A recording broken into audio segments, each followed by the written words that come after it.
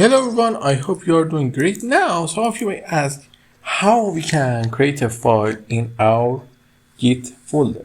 We can simply create a file by using touch and for example hello.py.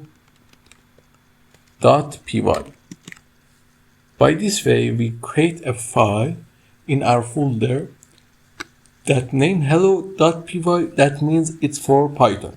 And whenever you go here, you see that the folder has been created and you can use it when you open it with something. Let's go with Notepad from here.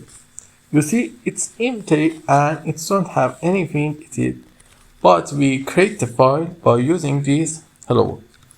And you can also see the file in the folder by using ls. It gave you the name of the file that in the folder. And we can, for example, create a lol.py, another file. And then when we say ls, you see the file is here and created. And we can also delete this. And when we are going to write ls, you see the file has been deleted.